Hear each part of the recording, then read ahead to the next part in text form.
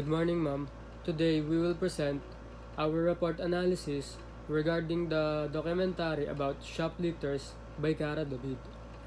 So, what was the ethical issue or dilemma faced in reporting the issue? One of the ethical issues shown in the documentary was about the repeated bailouts of shoplifters.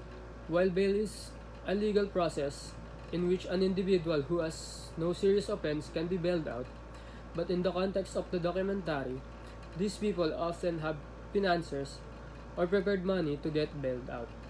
This situation is concerning because it questions the fairness of the justice system, and those exploiting these people can freely escape the law.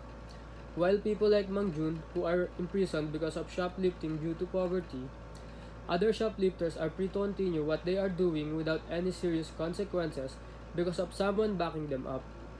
Another ethical issue is the exploitation of people living in poverty. Since we know that people will do anything for their survival, being used by financiers who provide them commission and a means of bailed out, a means of bailing, the fact that they are getting used because of their situation is unethical, which then leads to committing crimes and prevents them to grow as an individual. So, was the ethical issue or dilemma resolved in reporting the issue? If resolved, how was it resolved? If not resolved, how did it influence people reporting the issue? So, the answer to that is no. The ethical issue was not resolved, but it did raise awareness to these kinds of situations, exposing the justice system and how poverty is exploited. The documentary focuses on informing and bringing awareness, not making a probable solution to the issue. While the ethical issues present in the documentary were not resolved, it did showcase the injustice and exploitation of the people in impoverished area. This documentary helps inform the viewers of these kinds of situations and reflect on the legal system here in the Philippines. The documentary did a good job balancing the story in an honest way as possible. It did not just label shoplifting as a mere crime, it also took the time to dig deeper reasons behind why people, especially those experiencing poverty, that might push them to do such thing. It also highlighted the unfair reality to those with wealth and connections often manage to avoid jail time, while someone like Mang Jun, who acted out of desperation just to feed his family, ends up living in prison.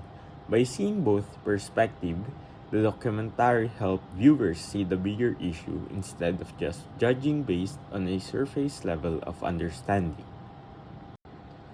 Were there observed effects for upholding these ethical considerations? Elaborate and give credible support on your answer. Yes, there were observed effects for upholding these ethical considerations in the documentary video.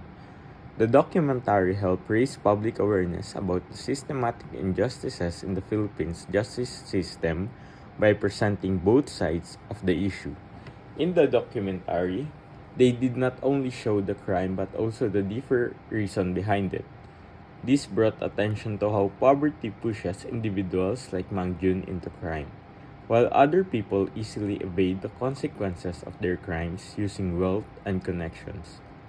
This way of approach resulted in greater public empathy and a broader understanding of the root causes of shoplifting. As Nasidi 2016 explains, media can contribute a lot to a society. It can change opinions because they have access to people, and this gives a lot of strength. This strength can either be used constructively by educating the people, or it can be used destructively. In this case, the documentary used its influence constructively by educating viewers about the deeper social issues behind these crimes and showing the unfair treatment between the rich and the poor. By upholding ethical considerations like fairness and accuracy, the documentary helped shape the public perception in a more informed way. What were the ethical considerations that were not observed in reporting the issue?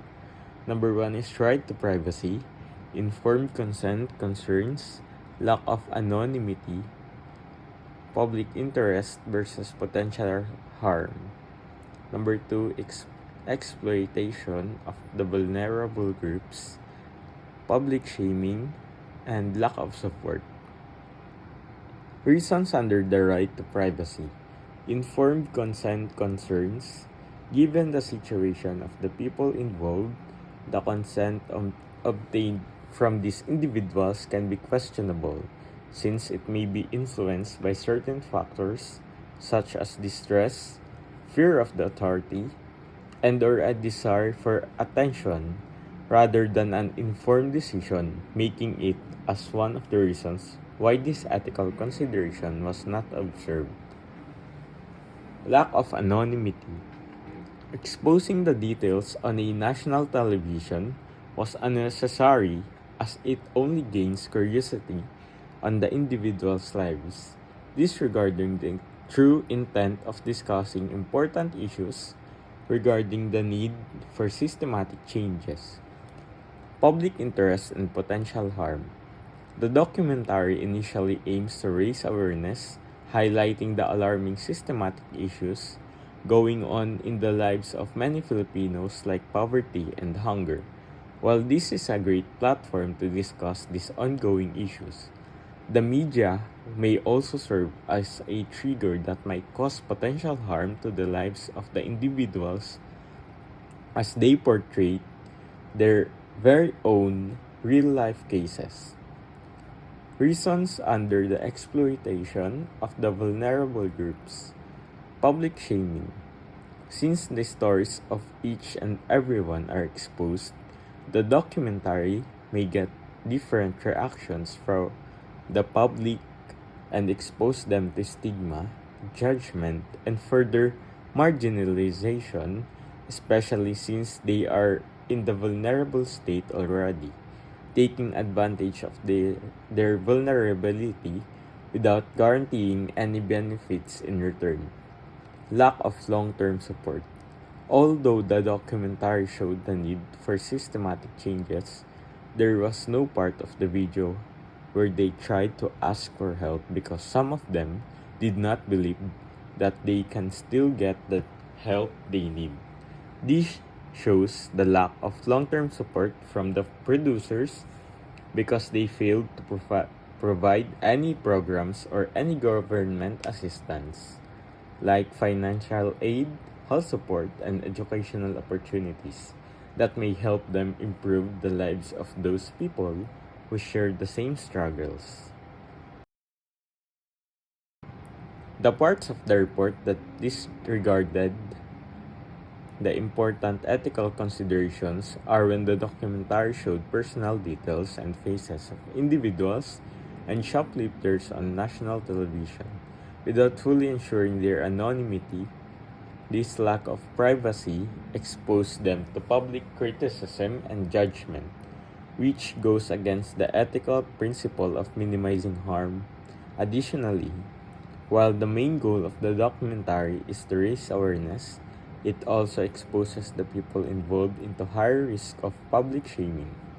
There were also concerns about whether the consent given by the people involved was truly informed, as they are vulnerable with factors like fear, distress, and desperation that are marked by poverty that could have pressured them into agreeing without fully understanding the consequences. There are observed effects for not following these ethical considerations in the documentary, as the documentary failed to protect the privacy of each vulnerable individual who is involved. They exposed them to public criticism and judgment, showing their real names, faces, and personal stories on national television without ensuring their anonymity, which made them targets for public opinions and criticism that could lead to embarrassment, discrimination, and marginalization. As Olayinka emphasizes, media and ethics involves a delicate balance when it comes to respecting individual privacy. Media professionals must navigate the ethical considerations of privacy rights when reporting on public figures and private individuals. In this case, the documentary focused and prioritized raising awareness over protecting the involved people's privacy rights, and their exposure not only violated their privacy but also placed them in a more vulnerable position. So, do we think that the report was ethical? Overall, the documentary report can be considered ethical as it shows fairness and honesty. As you can see in the documentary report, Cara David showed the situation of different point of views which helped the viewers understand both sides. She clearly demonstrated not just the bad sides, but also considered showing the reasons behind it. Moreover, the documentary showcased anonymity by simply blurring the faces of the people involved to protect their identity. Even though they did not mention informed consent, you can still see the shoplifters' willingness to participate and share their experiences. It is clear that the intention of this documentary is not to put shame on the shoplifters, but to raise awareness regarding the issues such as crime and poverty. To conclude, the documentary about the shoplifters is ethical since it showed respect and fairness with the goal to help us understand the big problems behind shoplifting. So that's all for today. Thank you.